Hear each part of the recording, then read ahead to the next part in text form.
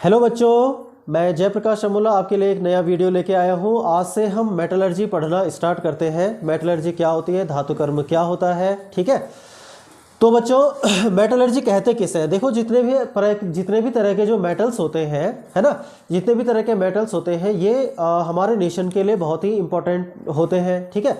हमारे घर में जितनी भी चीज़ें होती हैं मैक्सिमम में मेटल यूज़ होता है, कंस्ट्रक्शन में मेटल यूज़ होता है, ठीक है। अलग अलग तरह के कंस्ट्रक्शन में मेटल यूज़ होता है, ठीक। और तो ये जो मेटल्स हैं ये मिलते कहाँ से हैं, कहाँ से प्राप्त होते हैं हमको, और किस प्रकार से हम ये उपयोग करने लायक होते हैं, ठीक है।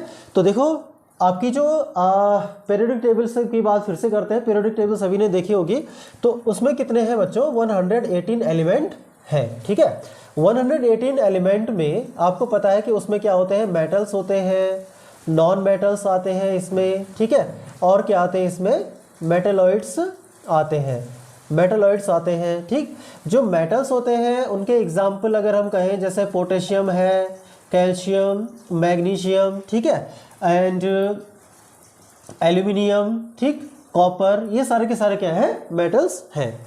नॉन मेटल्स क्या है? नॉन मेटल जैसे फास्फोरस हो गया, क्लोरीन, ब्रोमीन, ऑक्सीजन, ठीक है, कार्बन, ये सारे के सारे क्या हैं आपके नॉन मेटल्स हैं। और मेटलॉइड्स क्या होते हैं? मेटलॉइड हम उन्हें कहते हैं जिनमें मेटल्स और नॉन मेटल्स की प्रॉपर्टीज पाई जाती हैं, ठीक। जैसे आर्सेनिक है, ठीक है, आर्सेनिक है, बिस्मथ है, ठीक है। तो ये क्या है आपके मेटलॉइड्स हैं, ओके। अब हम बात कर रहे थे मेटल्स की, मेटल्स, ठीक है। देखो नेचर में जो मेटल्स की अक्रेंस है, क्या है? अक्रेंस। अक्रेंस का मतलब इनकी प्राप्ति। तो इनकी प्राप्ति जो है वो दो प्रकार से मिलते हैं, ठीक है ना। एक होता है बच्चों नेटिव स्टेट में। मेटल कैसे मिलते हैं? या तो नेटिव स्टेट में मतलब फ्री स्टेट में मिलते हैं, या फिर ये मिलते हैं आपको कंबाइंड स्टेट में। या तो फ्री स्टेट में मिलेंगे या फिर कंबाइंड स्टेट में मिलेंगे, संयुक्त अवस्था में और स्वतंत्र अवस्था में। स्वतंत्र अवस्था में, संयुक्त अवस्था में या फिर स्वतंत्र अवस्था में ये आपको मिलते हैं, ठीक है, ओके। स्वतंत्र अवस्था में मिलते हैं जैसे गोल्ड, सिल्वर, ठीक है, और प्लेटिनम, ये तो आपको स्वतंत्र अवस्था में मिलते हैं प्रकृति में। संयुक्त अवस्था में, तो संयुक्त अवस्था में जैसे आयरन होता है, एल्यूमिनियम होता है, ठीक है। तो आयरन कभी भी Fe के रूप में आपको नहीं मिलेगा, ये कंबाइंड फॉर्म में आपको हमेशा मिलता है। कंबाइंड फॉर्म में जैसे Fe2O3 के रूप में ये मिल सकता है। एल्यूमिनियम ये हेमेटाइट है, ये बॉक्साइट एल्यूमिनियम का क्या होता है, एक अयस्क है बॉक्साइट। तो ये जैसे Al2O3 2H2, ये बॉक्साइट का फॉर्मूला है। तो एल्यूमिनियम इस रूप में मिलेगा। फिर ये क्या होता है, एक अयस्क होता है, इससे हम क्या करेंगे, फिर से एल्यूमिनियम को एक्सट्रैक्ट करेंगे, जो हम पढ़ने जा रहे हैं, है ना, ओके। वैसे ही बच्चों जैसे लेड होता है Pb, तो ये PbS एक एग्जाम्पल ले लेते हैं। तो इस रूप में ये मिल रहा है, जिसको हम क्या कहते हैं, इसको कहते हैं गैलेना, ठीक है। इन रूपों में ये मिलता है मेटल, ओके। तो बच्चों जो मेटल है वो उसके अक्रेंस मतलब स्वतंत्र या संयुक्त अवस्था में हमें मिल सकता है, ठीक है भाई। अब इसकी प्रक्रिया को हम समझते हैं कि ये किस तरह से प्राप्त हो रहा है। देखो ये आपकी अर्थ है सपोज, है ना, ये क्या है आपकी अर्थ क्रस्ट है। तो यहाँ से माइनिंग के द्वारा, यहाँ से आपने क्या की, माइनिंग की, ठीक, माइनिंग, खनन किया आपने। माइनिंग के बाद हमें बहुत बड़े बड़े शेप में, आकार में क्या मिलता है, खनिज मिलता है। क्या मिलता है बच्चों? खनिज मिलता है या मिनरल मिलता है, ठीक है। यहाँ से मिला हमें मिनरल। मिनरल किसे कहेंगे? तो पहला टर्म आता है आपका खनिज या मिनरल।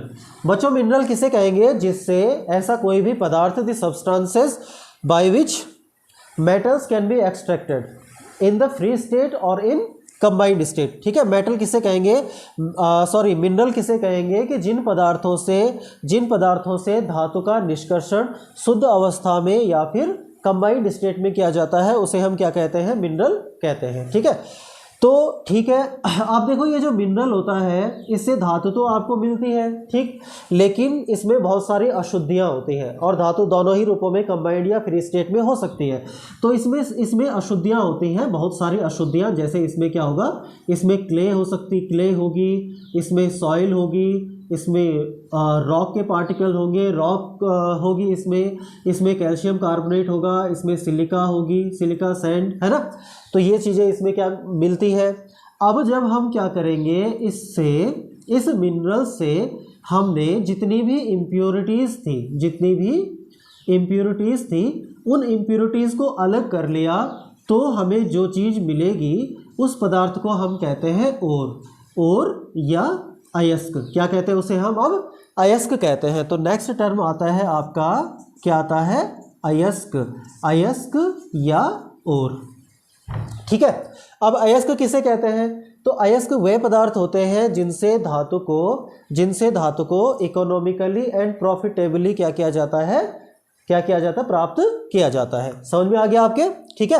तो हमने क्या किया, जो अर्थ से जब हमने माइनिंग की, तो माइनिंग से हमको मिनरल मिलता है।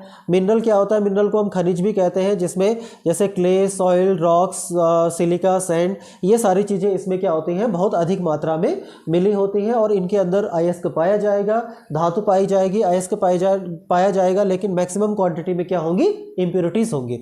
अगर जब हम इन इम्प्योरिटीज़ को अलग कर लेते हैं और केवल हमें क्या मिल जाता है, अयस्क मिल जाता है, ठीक है, अयस्क मिल जाता है। तो इस अयस्क से अब हम धातु को इकोनॉमिकली एंड प्रॉफिटेबली क्या कर सकते हैं, इजीली एक्सट्रैक्ट कर सकते हैं। तो इसको हम कहते हैं अयस्क, ठीक है, ओके, इससे हम कहेंगे अयस्क, ठीक है बच्चों। तो अयस्क पढ़ा हमने। तीसरा बहुत ही इंपॉर्टेंट टर्म इसमें आता है फ्लक्स। फ्लक्स को हिंदी में कहते हैं हम गालक। क्या कहते हैं, गालक कहते हैं, ठीक है। नाम से ही पता लग रहा है बच्चों, गालक का मतलब क्या हुआ, गलाने वाला, जो मेल्ट करने में क्या करेगा, हेल्प करेगा, ठीक। अब समझते हैं, सपोज क्या होता है कि जो कैल्सिनेटेड एंड रोस्टेड ओर, जो रोस्टेड और कैल्सिनेटेड ओर होता है, अयस्क होता है, इस अयस्क में भी कई बार क्या होता है, कुछ अशुद्धियाँ, कुछ इम्प्योरिटीज़ ऐसी होती हैं जो नॉन फिजिबल होती हैं। क्या होती हैं, नॉन फिजिबल होती है। नॉन फिजिबल का मतलब ये होती है अगलनीय। अगलनीय का मतलब इसके साथ वो चिपकी हुई है, अलग नहीं हो पा रही है, ठीक है। रोस्टेड और कैल्सिनेशन के बावजूद भी, रोस्टेड कैल्सिनेशन क्या होता है, जिसमें वायु की उपस्थिति में या अनुपस्थिति में ओर को उसके मेल्टिंग पॉइंट से निम्न ताप पर गर्म किया जाता है, तो वो मेटल ऑक्साइड में कन्वर्ट हो जाता है, ठीक है। और इसमें मैक्सिमम जो अशुद्धियाँ हैं वो भी अलग हो जाती हैं। तो यहाँ पे कुछ अशुद्धियाँ इसके बाद भी इसमें ऐसी हैं जो अलग नहीं हो पा रही हैं। तो अब हम क्या करते हैं बच्चों, इसमें मिलाते हैं हम फ्लक्स मिलाते हैं। फ्लक्स क्या कहा मैंने, फ्लक्स या गालक। तो ये मेल्ट करने में, इन अशुद्धियों को मेल्ट करने में हेल्प करता है। तो जब अब इसको गर्म करेंगे तो ये फ्लक्स जो है इन अगलनीय अशुद्धियों के साथ, इम्प्योरिटीज़ के साथ क्या करेगा, इम्प्योरिटीज़ के साथ जुड़ करके क्या बना देता है, ये बना देता है बच्चों स्लैग। स्लैग का मतलब, स्लैग क्या होता है, धातु मल, ठीक है। स्लैग होता है धातु मल, ठीक। स्लैग बना देगा। अब ये इम्प्योरिटीज इसके साथ स्लैग बन गई, स्लैग ये भी अलग कर लेंगे इसे, और अब बच गया आपका केवल कंसंट्रेटेड और बच गया। क्लियर हो गया होगा फ्लक्स हम किसे कहते हैं, ठीक है। अब ये जो फ्लक्स है ये भी बच्चों दो प्रकार का होता है, ठीक। जो फ्लक्स है ये फ्लक्स भी दो प्रकार का होता है। एक होता है आपका एसिडिक फ्लक्स। एसिडिक फ्लक्स का मतलब अम्लीय गालक, ठीक है।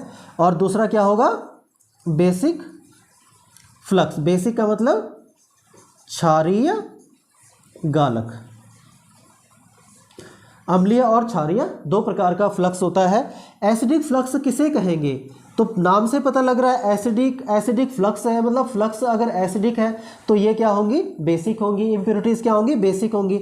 तो बेसिक इम्प्योरिटीज़ का अगर एग्जाम्पल है जैसे आयरन ऑक्साइड। आयरन ऑक्साइड की अगर अशुद्धि है किसी भी अयस्क में, तो अगर आयरन ये क्या होता है आपका बेसिक इम्प्योरिटीज़ है, ठीक है, बेसिक इम्प्योरिटी है। तो इसमें हम क्या मिलाएंगे, कोई एसिडिक फ्लक्स मिलाएंगे। एसिडिक फ्लक्स क्या होता है, जैसे SiO2 सिलिका है ना। तो जो सिलिका है ये एसिडिक इन नेचर है, तो एसिडिक फ्लक्स है। तो जब सिलिका मिलाएंगे तो ये क्या बना देगा, FeSiO3। क्या बनाएगा, FeSiO3, ठीक है, फेरस सिलिकेट बना देगा। और ये क्या होगा आपका, ये है आपका स्लैग। स्लैग का मतलब इसने FeO की जो बेसिक इम्प्योरिटी उसको अपने साथ क्या कर लिया, मेल्ट कर लिया और स्लैग के रूप में ये अलग हो गया, ठीक है। एसिडिक फ्लक्स, सपोज आपका जो इम्प्योरिटी है वो आपकी एसिडिक है, तो फ्लक्स कौन सा यूज करेंगे उस समय, बेसिक फ्लक्स यूज करेंगे, ठीक है। तो एसिडिक इम्प्योरिटी की बात कर रहे हैं, तो सपोज जैसे हेमेटाइट अयस्क होता है, तो हेमेटाइट में क्या पाया जाता है, SiO2। सिलिका की अशुद्धियां पाई जाती है इसमें, और सिलिका क्या होता है, एसिडिक, ये एसिडिक है।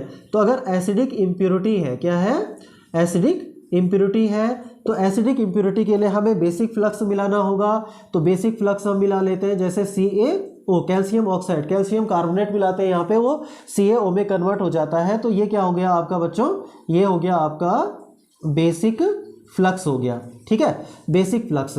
अब ये इससे अभिक्रिया करके क्या बना देगा, CaSiO3, और ये है आपका स्लैग। स्लैग के रूप में ये अलग हो जाएगा हेमेटाइट अयस्क से। तो जो फ्लक्स होता है ये दो प्रकार का होता है, एसिडिक और बेसिक फ्लक्स। तो बच्चों हमने स्टार्ट किया थोड़ा सा मेटलर्जी, ठीक है। मेटलर्जी की डेफिनेशन क्या होती है, the process of extracting of metals from its ore is called metallurgy, ठीक है। मेटलर्जी किसे कहेंगे कि किसी भी अयस्क से, ठीक है, किसी मेटल का जो अयस्क होगा उससे मेटल को प्राप्त करने की प्रक्रिया। तो प्रक्रिया पे अब हम आते हैं, प्रोसेस पे अब हम आगे आते हैं, ठीक है। तो ये हमने थोड़ा सा समझा कि सबसे पहले हम माइनिंग करते हैं, माइनिंग से आपको खनिज मिलता है, मिनरल मिलता है, मिनरल से आप इम्प्योरिटीज अलग करके ओर में कन्वर्ट करेंगे, ठीक है। और जो अयस्क होता है उस अयस्क का फिर कंसंट्रेशन होता है, अयस्क में जितनी भी अशुद्धियाँ होंगी उनको अलग किया जाएगा। अगर अशुद्धियाँ अलग नहीं हो रही है, उसी से चिपकी हुई है, अगलनियाँ हैं, तो उसके लिए हम फ्लक्स का यूज़ करते हैं बच्चों, है ना। तो ये पढ़ा हमने। इसमें एक कोट आता है, वो आप याद रखोगे कि ऑल ओर आर मिनरल्स, ठीक है, but all minerals are not ore. ऐसा क्यों, ठीक है।